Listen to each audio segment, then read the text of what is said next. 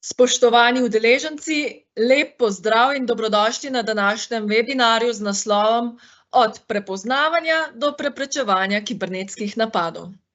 Kibernetske grožnje postajajo vse bolj kompleksne in hitreje se razvijajo, zato so proaktivni pristopi ter zgodnje prepoznavanje ranljivosti ključnega pomena za zaščito organizacij. Danes bomo skupaj raziskali, kako izboljšati pripravljenost in odzivnost na kibernetske grožnje ter spoznali učinkovite metode za njihovo preprečevanje. Današnji predavatelj, strokovnjak za kibernetsko varnost Dalibor Vuković, bo z nami delil, kako izboljšati odzivnost na kibernetske grožnje, ključne korake za vključitev obveščevalnih metod ter najučinkovitejše orodja in tehnike za zgodnje odkrivanje in preprečevanje napadov. Predavanje bo trajalo približno 30 minut, nato pa bomo namenili čas vašim vprašanjem. Svoje vprašanja lahko zastavite že med predavanjem prek Q&A okna, na katera bomo odgovorili na koncu. Če boste morali zapustiti webinar prej, nič hudega. Posnetek srečanja boste prejeli v nekaj dneh na svoj elektronski naslov. Najlepša hvala, ker ste se nam pridružili. Dalibor, zdaj pa ti predajam besedo. Izvoli. Lep pozdrav, upam, da se slišimo. Se. Super. Lepo pozdravljeni, Dalibor je moje ime, tako kot je sodelavka Alja že rekla. Danes bom 30 minut poskušal z vami debatirati, ali pa dajmo reči, da bo to bolj moj monolog in vaše poslušanje na temo od prepoznavanja do preprečevanja kibernetskih napadov. Ker izhajamo iz tega, da je publika široka, trenutno ne vem, ali ste vsi specialisti za kibernetsko varnost oziroma ali ste vsi IT strokovnjaki. Predlagam, da govorimo splošno, če pa bo kako poglobljeno vprašanje, pa ga potem dajte v Q&A in bom na njega potem tudi poskušal strokovno odgovoriti. Da bi sploh prišli do bistva kibernetskih napadov, sem jaz pripravil eno tako luštno slikco. Tale stric, ki je meni podoben, ali jaz njemu, Bruce Willis. Verjetno se ga spomnite, to je bilo iz filma Umri pokončno 4. Takrat se je za nas kibernetsko vojskovanje, bojevanje, sami kibernetski napadi so se zdeli misija nemogoče oziroma nekaj, o čemer se delajo filmi, pa to zagotovo ne more biti res. Jaz vam lahko z 100% zagotovostjo potrdim, da smo danes v tej fazi, ko se te stvari izvajajo. Seveda ne tako obširno, kot je bilo to v tem filmu. Tisti, ki ste spremljali ta film, je bilo praktično celo mesto, pa še več, del države ugasnjen, izklopljen. Tisto, kar želim s to sliko povedati, je, da smo danes v obdobju, ko so kibernetski napadi tipa APT oziroma napredni kibernetski napadi, Advanced Persistent Threats pomeni ta končnica, so postali standard. Torej, vse, kar ste poslušali v medijih v zadnjem letu o kibernetskih napadih, je šlo v tej smeri. Torej, prešli smo tisto obdobje, ko dobimo navaden phishing napad, pa nas mogoče kakšen script kidi oziroma nek hobi hacker poskuša premagati, pa od nas izsiliti kakšen evro. Danes dejansko živimo in se borimo v fazi naprednih kibernetskih napadov. Torej, vsi medijsko izpostavljeni primeri, vključno z tem zadnjim, ki ste ga imeli priložnost v zadnjih 2 tednih brati v medijih, je tega tipa. In zato se mi zdi zelo pomembno, da danes izhajamo iz tega. Torej, mi smo v obdobju in času, ko govorimo o usmerjenih in dolgotrajnih napadih, ki jih izvajajo napadalci z naprednimi veščinami. V 95% so ti napadalci kriminalne združbe. V teh kriminalnih združbah je malo morje večjih hekerskih strokovnjakov in njihov namen je predvsem ukrasti občutljive podatke, destabilizirati vašo organizacijo in pridobiti neko strateško prednost. Glejte, ni vprašanje, ali vas bodo kibernetski kriminalci napadli zaradi svoje koristi ali zaradi koristi neke države. V obeh primerih bodo najverjetneje dosegli svoj cilj, če ne boste izpolnjevali tistih pogojev, o katerih bomo v nadaljevanju govorili. Mogoče večkrat ljudje vprašajo, kako pa so to državno sponzorirani napadi, a to imajo posebej vojake. Glejte, niti ni nujno. V takih napadih, ki se zdaj vršijo, je edina nuja oziroma edino dejstvo to, da je odzadej skupina vrhunskih strokovnjakov, načeloma niso zaposleni pri državnih inštitucijah, so pa pripravljeni za denar narediti marsikaj. Glejte, prva ključna značilnost tovrstnih napadov je dolgotrajna prisotnost v omrežju žrtve. Današnji napadi niso več napadi, ko vam nekdo zaklene računalnik pa izsiljuje za 500 evrov in je to naredil znotraj enega dne. Ne, vsi ti napadi so večmesečni. Torej, prisotnost v omrežju žrtve je ponavadi večmesečna in ne enodnevna. So zelo natančno usmerjeni so na specifične cilje. Danes ne moramo reči, če je neko ljubljansko podjetje z območja Bežigrada bilo napadeno, da jutri ne bo drugo ljubljansko bežigrajsko podjetje. Ne moramo to enačiti s kriminalnimi dejanji v fizičnem svetu, kjer mogoče pride kriminalna združba v eno naselje, oropa 5 nepremičnin, potem se pa pol leta tam ne pojavijo. Ne. Ko govorimo o ciljnem usmerjanju, je predvsem motiv finančni. Se pravi, skupina, ki se vas loti, bo preverila vašo bilanco, zna vstopiti v IP, zna pogledati, kakšni so bili vaši prihodki, zna pogledati, kak je vaš dobiček in predvsem zna oceniti, koliko denarja lahko od vas iztrži. Seveda za to uporabo tovrstnih zadev uporabljajo kompleksne in večstopenjske napade. Ni tako, da pošljajo vsem znan virus, ki že ima nek podpis in ga bo antivirusni program zaznal. Daleč od tega. Tle se izvaja veliko prilagajanj, umetna inteligenca zelo veliko pripomore. Danes s kripto, s pomočjo ChatGPT-ja lahko spremenimo, kaj šele s pomočjo nekih še naprednejših orodij, s katerimi razpolagajo. Če si enostavno predstavljate, danes je možno virus, ki je bil, ali pa neki ransomware, ki je napadel vašega soseda, ga je možno v nekaj urah modificirati, izvesti napad s popolnoma drugimi parametri in ga antivirus ne more zaznati.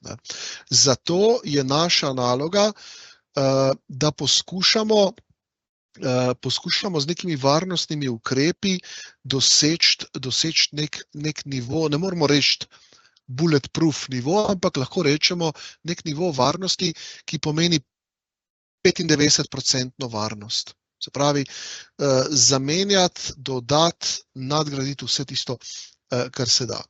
Glejte, danes bolj kot ne, že regulative od nas zahtevajo bistveno več, kot je antivirusni program in požarna pregrada. Večkrat smo govorili, zakaj je premalo imeti antivirus in požarno pregrado. Jaz verjamem, da če tudi ste med nami trenutno mogoče kakšni, ki ne poznate najbolje kibernetsko varnost, ste verjetno že slišali, da z navadnim antivirusom se ne morete adekvatno zaščititi v času naprednih kibernetskih napadov. Prihaja NIS2 regulativa, o njej so moji sodelavci govorili že na prejšnjih izobraževanjih, pa še bomo o tem govorili, v bančništvu prihaja DORA, ampak dajmo reči, da se zdaj pogovarjamo o firmah, ki da izpolnjujejo pogoj za NIS2 regulativo, pa so ravno tako žrtve kibernetskih napadov. Nekaj kratic sem to naštel, preden bom prišel na zadnjo alinejo, ki je v bistvu temelj današnje napade. Veste, danes napredna varnostna rešitev ni antivirus. Napredna varnostna rešitev je vsaj SIEM, se pravi SIEM je orodje, ki zna zbirati loge, podatke iz vseh naših mašin, iz požarnih pregrad, iz stikal, routerjev in tako naprej. Ko pridejo ti podatki, ponavadi so to v enem formatu, ki ga imenujemo syslog, zna SIEM sam razbrati vse, kar potrebuje, da identificira neko ranljivost, oziroma da reče, ali gre za nek incident, ali gre za nek alert, in na podlagi tega se potem strokovno odločamo, ali gremo reševati težave ali to zavržemo kot nek false positive. Slišali ste tudi že za NDR, EDR, XDR, mogoče, če gremo čist po teh karticah, tako imenovani EDR je Endpoint Detection and Response, je že nek antivirus na steroidih. Njegov naslednik je XDR, ki ima že večji visibility, večjo vidljivost, torej senzorika je bistveno večja ali višja od navadnega antivirusa. Primerjava neka plastična bi bila, če ste do zdaj imeli v hiši alarmno napravo in senzor samo v hodniku, smo danes v prostoru in času, ko potrebujete senzorje v vseh sobah, v vseh nadstropjih hiše. Zato, da v realnem času vemo, če je že nekdo vstopa v vaš prostor, skozi katero okno je vstopil, a je šel skozi dimnik, a je šel skozi vrata in kje se v danem momentu nahaja. NDR je nadgradnja, ki deluje na omrežnem nivoju. Skratka, vsa ta orodja so nek standard, katerega uporabljamo v nekih organizacijskih shemah, ko govorimo o sodobni kibernetski varnosti. Niti ne napredni, ampak sodobni, torej neki trendni varnosti. Telekom Slovenije načeloma niti ne prodaja več antivirusa, oziroma se res izogibamo, če stranka eksplicitno vztraja in povemo, da ne moremo več zagotavljati napredne zaščite za samim antivirusom. In ravno zato je pri nas izhodišče nekje tako imenovani XDR. Torej, če poenostavim, samo kibernetsko varnost delimo na 3 dele. Prvi del je sama preventivna kibernetska varnost, drugi del je reaktivna kibernetska varnost in tretji del je prediktivna kibernetska varnost, lahko jo rečemo tudi proaktivna. O tej bomo kasneje še malo govorili. Glejte, v samem uvodnem delu kibernetske varnosti, ko govorimo o neki preventivi, vsi morate vedeti, da danes brez nekih varnostnih pregledov, sistemskih varnostnih pregledov, brez penetracijskih testiranj, boste težko vedeli, v kakšni varnostni kondiciji ste, ali upoštevate neko varnostno higieno ali ne. In šele ko to veste, lahko na adekvatnem nivoju poskrbite za reaktivno kibernetsko varnost. To je to vključevanje naprednih orodij. Trend danes bi rekel, da je narediti varnostni pregled, iz okolje zamenjati namesto antivirusa dodeliti noter nek XDR, EDR s kombinacijo NDR-ja, mogoče še SIEM, in takrat rečemo, da imamo ta visibility na dosti visokem nivoju, da se lahko reaktivno zaščitimo. Torej, če se malo pošalim, zelo majhna verjetnost je, da se boste znašli v časopisih kot žrtev, če boste vse te tule ali vsa ta orodja uporabljali. Zdaj pa gremo na bistvo, na korak naprej. Rekli smo, imamo preventivno in reaktivno kibernetsko varnost, imamo pa tudi prediktivno. In na to se bomo zdaj še v nadaljevanju fokusirali. Mogoče se kdo vpraša, kako pa Telekom verjetno je vsakodnevno žrtev poskusov nekih napadov, ali se strani kibernetskih kriminalnih združb, ali se strani nekih državnih tujih akterjev, mogoče tudi skript-kidijev. Iskren odgovor je, da, seveda, saj danes vsi povsod sondirajo in Telekom ni izjema.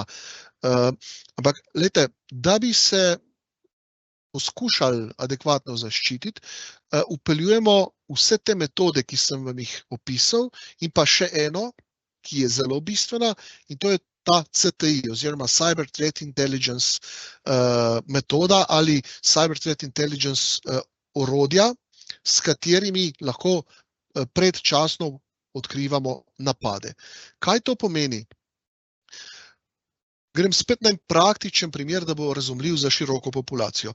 Danes ste, ne vem, se sprehodili mimo slovenskega parlamenta in ste videli 5-6 policistov, ki varujejo parlament. Temu rečemo reaktivna kibernetska varnost. Torej, v primeru, da bi prišlo do nekega napada, bi jih odvrnili s palico, z lisicami, v najslabšem primeru s strelnim orožjem.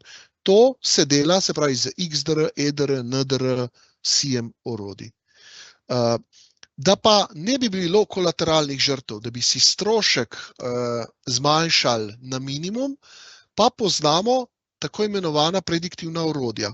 V nekem žargonu, dajmo reči fizičnem, bi temu rekli obveščevalna dejavnost. Torej, ti policisti, ki sem jih omenil, si predstavljate, če bi oni imeli pravočasno podatek od neke obveščevalno-varnostne strukture, da se na Dunaju pripravlja neka vahabitska skupina, ki želi prečkati Karavanke in bi prišla na določen datum v določeno regijo ali pa pred ljubljanski parlament in izvedla napad.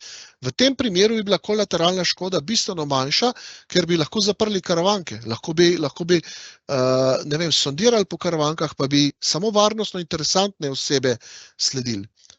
To isto se da izvesti v kibernetskem prostoru. Velika so diskusije CTI oziroma CTI ja ali CTI ne. Nekateri strokovnjaki pravijo, dosti je, da jaz kot ponudnik izvajam CTI, uporabniki ga ne rabijo. Drugi so mnenja, da bi vsak potreboval CTI orodje. Jaz mislim, da pametno je, ko govorimo o tehnikah zaznavanja, ko govorimo o nekem proaktivnem iskanju napadalcev ali poskusov napada, da gre za nek hibridni sistem. Se pravi, če vi že imate vsa ta orodja, katera sem omenil, je zelo priporočljivo najeti storitev, in to se danes že da najeti kot storitev, da nekdo za vas izvaja obveščevalno dejavnost v kibernetskem prostoru in vas pravočasno obvešča o vseh aktivnostih. Kaj dejansko bi to pomenilo? Glejte, mi znamo danes s pomočjo naprednih orodij sondirati klasični internet, to je tisti internet, ki ga vsi poznate. Google, Facebook, ne vem, Twitter, bivši Twitter, sedani X, Instagram, 24 ur, RTV, Slo in tako naprej. Ampak pod njim obstajata še dva sloja. Eno je Deep Web, kjer so ponavadi skrite razne baze podatkov, razne kartoteke, zdravniška spričevala in tako naprej. In na dnu je potem še tisti temni del, katerega vsi poznate kot Dark Web. In tisti del nam največ pove. Se pravi, en povprečen uporabnik, hišni uporabnik, skoraj zagotovo v 99% primerov niti ne zna priti do tega sloja, ampak ravno ta sloj je za nas najbolj nevaren. In če mi želimo pravočasno prepoznavati kibernetske napade, moramo imeti orodje, moramo imeti moč neke obveščevalne informacije, da ugotovimo, ali se kaj na našo temo skriva tam doli. Seveda ni Darknet edina stvar, po kateri se sondira. Na Darknetu, če si predstavljate, imate na tisoče nekih tržnic. Nam zelo znan, velikrat po medijih zasledim, slovenskih medijih, je tako imenovani Russian market. Tam noter lahko najdete uporabniška imena in gesla, ki so vam bila ukradena, pa sploh veste ne, da so bila ukradena. Velikrat se klienti vprašajo, ja, kako je možno, da ima nekdo moje uporabniško ime in geslo in da ga nekje na Darknetu prodaja, če nisem računalnika imel nikoli blokiranega. Nikoli nisem nič čudnega delal, pa še antivirus imam. Glejte, sila preprosto. Danes računalnik ne uporabljate samo doma. Danes se s svojim računalnikom premikate okrog po terenu. En dan ste v hotelu, en teden ste na morju, nekateri ste na sejmih. Predstavljajte si, se odpeljete v München, Frankfurt na sejem, kjer je 4000 obiskovalcev in vam sejem ponuja nek Wi-Fi. Ko se na ta Wi-Fi vklopite, niti ne veste, kaj vse ste dali od sebe. Če tudi je pod geslom, morate vedeti, da je tam 4-5 tisoč ljudi, ki ima isto geslo. In danes pod istim Wi-Fijem, če vas nekdo sondira, in velika verjetnost je, da na takih lokacijah vas sondira, sondažo izvajajo razni hekerji, razne kriminalne združbe, ne nazadnje, če govorimo o intelektualni lastnini ali nacionalno pomembnih stvareh, tudi obveščevalno-varnostne strukture. Eno izmed takih orodij, recimo, ki ga lahko vsak od vas dobi, je Wireshark. Z njim izvaja sondažo, vidi, kakšne paketke pošiljate. Danes lahko določene heširane pakete odheširamo, odpremo, dobimo v čitljivi obliki informacije. In ko enkrat nekdo pride do vašega uporabniškega imena in gesla, in če ste vi na Office 365 brez dvojne autentikacije aktivni, pomeni, da bo lahko v vašem imenu marsikaj naredil. Ne samo bral vaše maile, lahko bo v vašem imenu celo pošiljal maile vašim klientom, lahko bo odpiral PDF-e, jih editiral, spreminjal, pošiljal vaše fakture drugam. In ne nazadnje, vse te vaše podatke tudi prodajal na tem tako imenovanem darknetu. Zato je naša naloga, ko želimo proaktivno iskati, ko želimo predčasno omejiti nek napad, da imamo orodja, s katerimi lahko sondiramo čim večji del darkneta, čim večji del zaprtih hekerskih skupin. Umetnost je tudi infiltrirati se v neke zaprte hekerske skupine, komunicirati z njimi, videti, kaj oni prepošiljajo, kakšne vzorce. Obstaja cel kup socialnih omrežij, pa dajmo reči socialnih forumov, ki so namenski, kjer se lahko te skupine med sabo komunicirajo in si prepošiljajo določene podatke. Potem so tu recimo šifrirane povezave, šifrirana komunikacija, kot je Telegram ruski. Če nimaš dostopa do tja, če se ne infiltriraš v določene skupine, niti ne veš, kak namen imajo. Glejte, tile DDoS napadi, ki so se izvajali na Slovenijo. Če spremljaš Telegram kanal od ene take skupine, kot je Koziber, pa cel kup jih je, da jih ne bom danes našteval, pa jim delal reklame, lahko v realnem času zaznaš, kdo je tarča ali pa kdo bo tarča napada. In ko razpolagaš s takimi orodji, lahko dejansko še predno pride do nekega resnega napada, ta napad omejiš. Čisto praktično. Ste organizacija, imate osnovno varnostno rešitev. V primeru kibernetskega napada, nekdo vam je ukradel uporabniška imena in gesla, se vam lahko infiltrira v omrežje in vam začne krasti podatke. Če imate navaden antivirus in ga seveda ni zaznal, boste ostali brez podatkov, čez 2 meseca vam bo zašifriral sistem in boste ostali brez celega sistema. Če imate te napredna orodja, katere smo v štartu omenjali, NDR, EDR, XDR, SIEM, imate to srečo, da 2 meseca zagotovo se ne bo mogel skrivati, ko bo potrkal, ga boste na prvih, drugih vratih lovili in tam vršili eliminacijo. Ustvaril vam bo nekaj dela, še vedno pa ne boste zaradi tega bankrotirali, ne bo vam zaprl firme. Ko pa rečemo, da smo na nekem naprednem nivoju, pa rečemo, da uporabljamo tako imenovani CTI, se pravi CTI, in pa threat hunting, lov na grožnje. To so pa prvine in orodja, ki nam omogočajo, da pravočasno vse tovrstne zadeve zaznavamo. Torej, kaj Telekom v tem primeru naredi? Če ste vi klient od Telekoma in rečete, jaz bi pa rad, da me obveščaš, da mi pošiljaš obveščevalne informacije o grožnjah, mi ponavadi z vami sestavimo nabor nekih pomembnih ontoloških izrazov.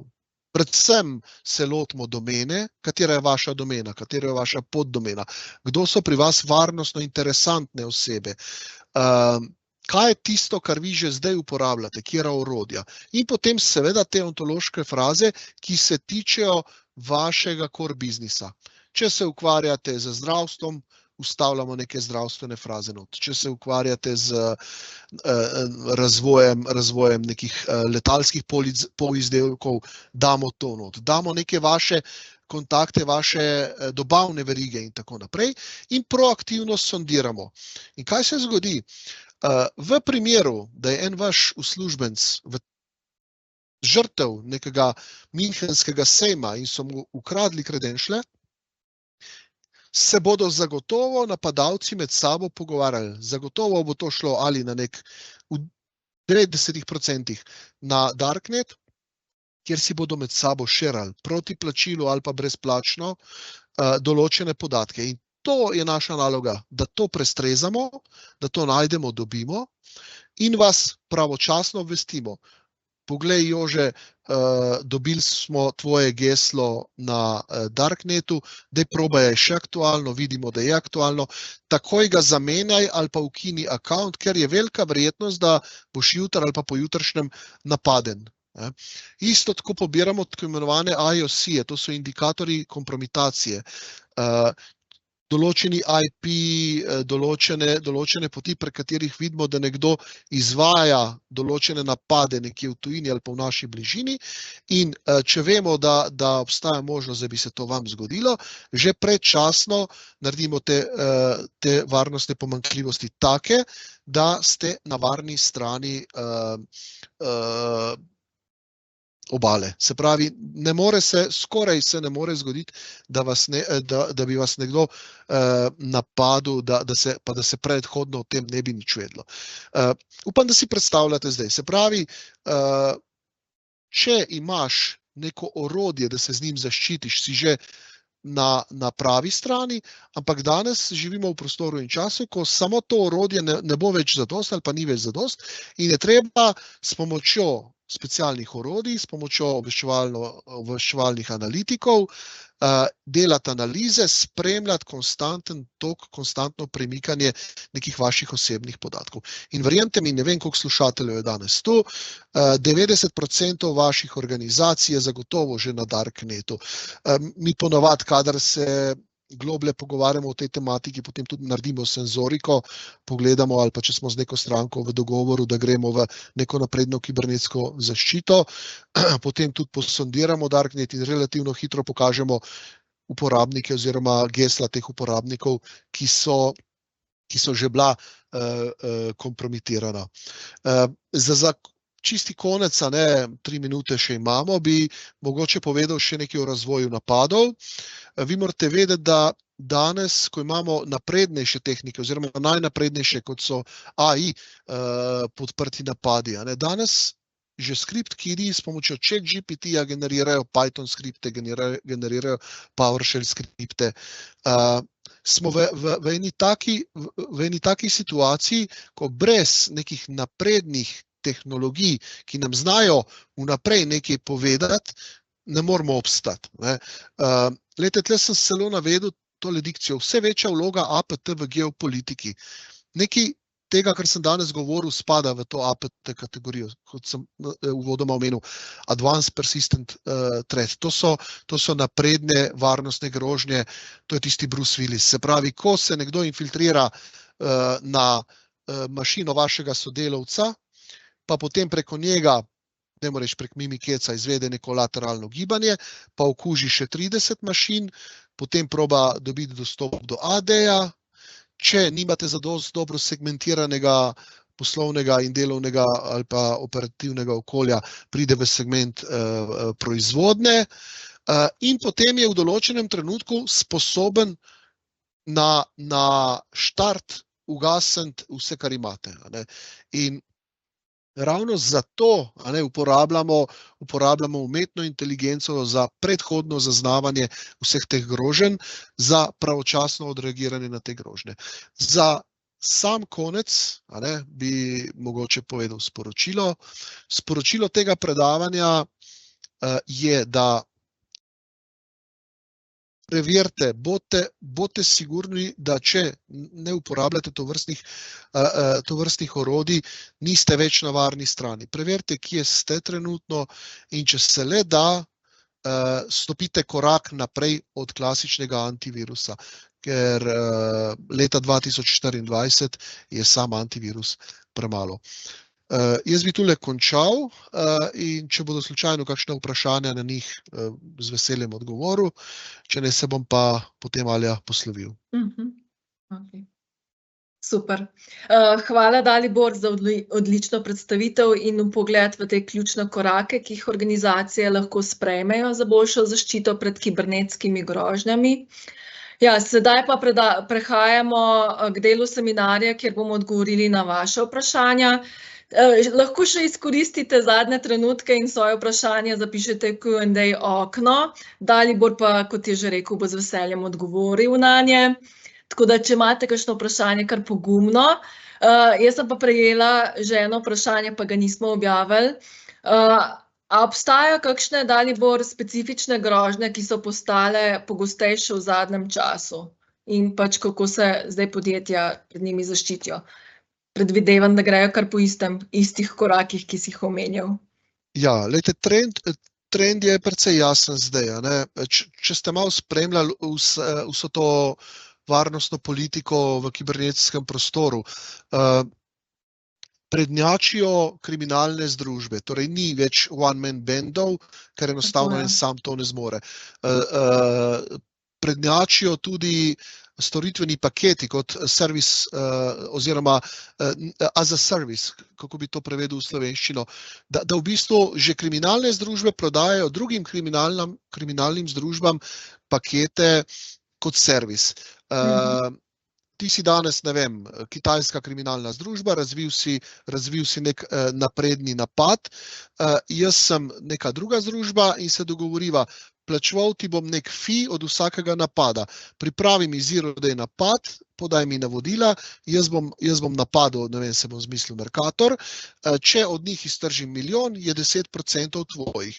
In danes je dejansko ta APT je trend povsod. Že najmanjše organizacije so žrtve nekih kriminalnih združb, ki imajo dostop do vašega okolja po nekaj mesecev in potem izvajajo, ne vem, double extortion in še mogoče kakšne bolj napredne napade, v katerih mogoče kdaj kasneje, ko bomo imeli več časa. Skratka, trenutni trend je ta, da ko tisto, kar vidite, klasične phishing napade, je zelo prav, da zaznate, da imate ta user awareness v firmi organiziran do te mere, da vsak uslužbenec zna prepoznati, ali ga nekdo lažira, se pravi, ali mu je nekdo poslal lažen link, ali je ta lažen link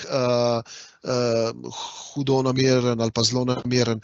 Ampak pravi napadi se na koncu vršijo tako, da jih vi sploh ne vidite, je izven vašega vizualnega dosega. In to so ti APT napadi, ki se ekstremno veliko vršijo tudi v Sloveniji. Danes jih je ogromno, samo niso vsak dan v medijih. Naslednje vprašanje je, a je smiselno imeti na eni napravi EDR in XDR? Ne, zdaj, če govorimo o obeh orodjih, bi mogoče spet rekel kronološko. Prvo imaš črno-belo televizijo, kasneje imaš barvno televizijo, pa imaš pa že AMOLED zaslon televizijo, vmes je še projektor bil. Tle podobna zgodba. Če smo 20-15 let nazaj uporabljali antivirus, se spomnim, da je bil McAfee ali pa kak tak svetovno znan antivirus, pa smo ugotovili, da antivirus deluje na podlagi podpisa skripte, torej, če je že Polde bil napaden, Jože ni bil, ker je antivirus pri Poldetu sicer prepustil to čez, ampak ga je pri njemu podpisal in je pustil v bazi podpis. In indikator pri sosedu je to zaznal. Seveda, danes zero-day napadi nimajo teh podpisov, skripte se ne podpisujejo zato, ker so večinoma prirejene za vsakega posebej. In v tem primeru smo šli kronološko na nek EPP, Endpoint Protection, potem smo šli na EDR, se pravi 10 let nazaj je bil Endpoint Detection and Response vrh tehnologije. Tudi danes je to izvrstna stvar, ampak en korak naprej, dajmo reči Golf novejše verzije, je pa XDR, ki pa ima še malo večji visibility. Torej, odgovor na vprašanje slušatelja bi bil, EDR in XDR na istem računalniku nima smisla imeti, če je bilo to vprašanje. Če že imate EDR, potem ostane EDR, če nimate nič, pejte raje na XDR. Če je bilo pa vprašanje, ali se splača znotraj poslovnega okolja, kjer imate 10 mašin, imeti zaščiten samo en računalnik, potem je pa odgovor, da ni velikega smisla. Edino, če res optimizirate strošek, pa ste XDR ali EDR implementirali na glavni strežnik. Se pravi, da po tem primeru, če vam nekdo računalnik napade, bo ta računalnik okužen, se ga bo zaklenilo, boste pa na strežniku imeli ohranjene podatke. Tako. Ok. Super, hvala Dalibor za odgovore. Novih vprašanj nimava, tako da bova kar zaključila na tem mestu. Tako da najlepša hvala, ker ste se nam pridružili na današnjem webinarju. Upam, da ste dobili koristne informacije in vpogled, kako še bolje zaščititi svojo organizacijo pred kibernetskimi grožnjami. Če pa imate kakršnokoli še vprašanje, nas lahko kontaktirate kadarkoli na elektronski naslov kibernetska.varnost@telekom.si. Prav tako pa boste v nekaj dneh prejeli tudi posnetek tega današnjega predavanja. Želim vam še lep dan naprej in se vidimo na naslednjih webinarjih. Adijo! Srečno in predvsem varno na spletu. Tako.